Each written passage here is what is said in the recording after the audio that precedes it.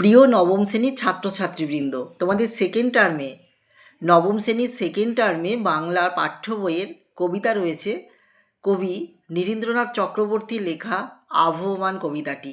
আসো আমি আবহমান কবিতাটি সুন্দরভাবে প্রতিটা লাইন পুঙ্খানুপুঙ্খভাবে বিশ্লেষণ করি, আর পরীক্ষায় কীরকম কী প্রশ্ন আসতে পারে লাইন তুলে সেই সমস্ত লাইনগুলো আমি তুলে ধরার চেষ্টা করছি। অবশ্যই যদি ভিডিওটা ভালো লেগে থাকে তোমরা লাইক করতে, কমেন্ট করতে আর শেয়ার করতে কিন্তু ভুলো না। প্রথমেই কবি নীরেন্দ্রনাথ চক্রবর্তীর লেখা আবহমান। আবহমান কথাটির অর্থ কি আগে জেনে নিতে হবে। আবহমান কথাটির অর্থ হচ্ছে শাশ্বত, অর্থাৎ চিরকালীন, যেটা কন্টিনিউ হয়ে আসছে সেটাকে বোঝানো হচ্ছে আবহমান। অর্থাৎ কবি যে নামকরণ করেছেন আবহমানটি, সুন্দরভাবে নামকরণটি উপস্থাপিত করেছেন। আবহমান কথার অর্থ হচ্ছে চিরকালীন, শাশ্বত। এখানে হচ্ছে তিনটে পদ্ধতিতে আমরা কবিতাটি ব্যাখ্যা করব। কোনো মানুষ অর্থাৎ বয়সের সন্ধিক্রম পার হয়ে যখন অন্তিম পর্যায়ে উপস্থিত হয়, সেই মানুষটি আবার কিন্তু শৈশবে ফিরে আসতে চায়, 1 নাম্বার।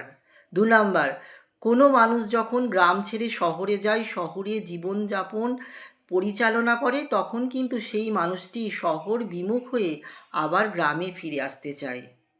3 নাম্বার হচ্ছে জন্ম, অর্থাৎ জন্ম, মৃত্যু, আবার যে পুনর্জন্ম।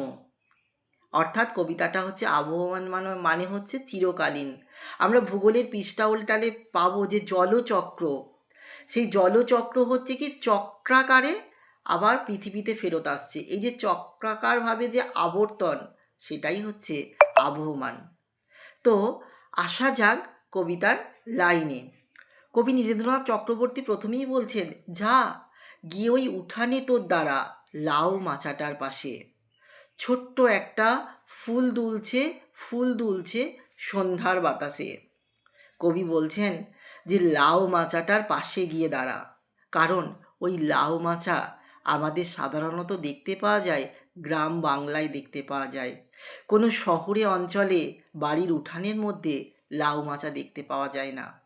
আমরা যারা একটু উচ্চ বর্গের জীবনযাত্রা পরিচালনা করি, তারা কিন্তু বাড়ির মধ্যে বিভিন্ন রকম উচ্চ প্রজাতির বিভিন্ন দামি দামি গাছপালা বসাই, ফুলের সুবাসে বাড়ি মুখরিত করে রাখি। কিন্তু যারা আমরা অর্থনৈতিক দিক থেকে যারা একদম নিচের তলায় বাস করি, তারা কিন্তু ওই রকম দ্বারা সুন্দর সুগন্ধি ফুল লাগাই না। আমরা লাগাই কি লাউ মাচা। উঠানে গেলে লাউ মাচা, কুমড়া মাচা, শিম মাচা এইসব দেখতে পাবো। তাই কবি কি বলছেন, যা গিয়ে ওই উঠানে তোর দ্বারা লাউ মাচাটার পাশে ছোট্ট একটা ফুল দুলছে। পরীক্ষায় আসতে পারে কিন্তু ছোট্ট একটা কিসের ফুল দুলছে, উত্তর হবে লাউ ফুল। কিসের, কখন দুলছে, উত্তর হবে সন্ধ্যার বাতাসে। যেইখানে তোর প্রথম জন্ম,